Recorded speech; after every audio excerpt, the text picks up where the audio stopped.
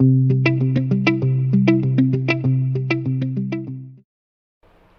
all. In this video we will learn about algorithm for push operation in circular queue, or you can say insert operation in circular queue. So as we know that in circular queue both the ends are connected with each other. So it will looks like this. So front and rear. So this is our rear end, okay, and this is our front end. So both ends are connected together. So in this we will try to insert or write algorithm for push operation in circular queue. So initially front and rear is set to -1, okay, and size of the circular queue here I am taking denote by n, and we need one function.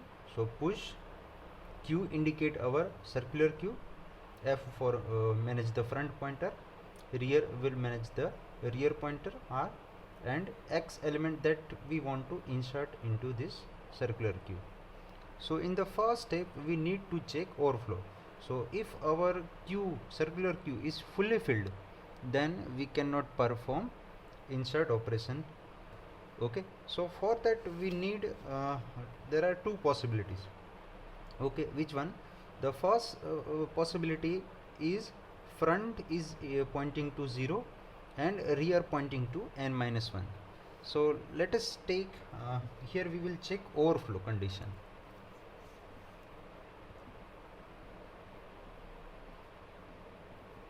Okay, so there are two possibilities. I am taking case 1. So if 1 2 3 4 5, so index 0 1 2 3 and 4. So here if let us take for example element 10 20 30 40 and 50. So here our front will indicate here and rear pointing to here. So here n size is equal to 5. So value of front index is 0 and rear have n-1, so that is 4. So if front pointing to 0 and rear have value n-1, so that is 4. So in this case we can say that our circular queue is full. So we cannot perform insert operation and it will display overflow. There are another possibility, that is I am taking as case 2. Which one is that? F having value r plus 1. So front pointer having value r plus 1. How it will possible? I am explaining here using diagram. So I am drawing this diagram.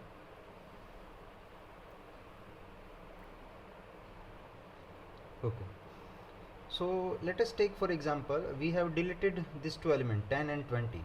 So our remaining element 30, 40 and 50. So front is denote here. Now let us take in circular queue, as we know that both ends are connected like this, and index value will 4. So if I want to insert again new element, so it can be performed here 60 and 70.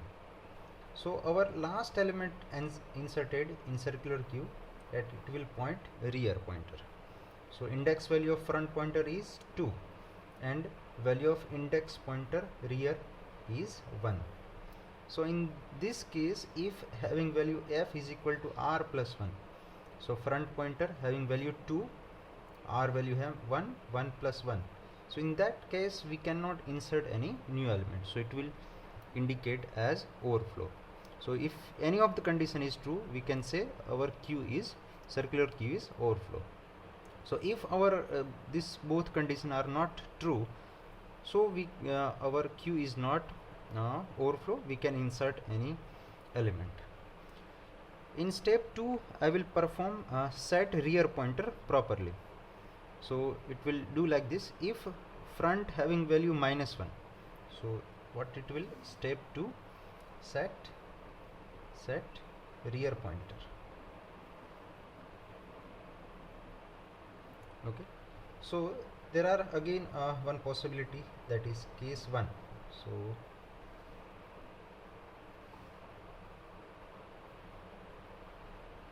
So if consider a case when front pointer is here pointing to a value have -1 and rear is also there.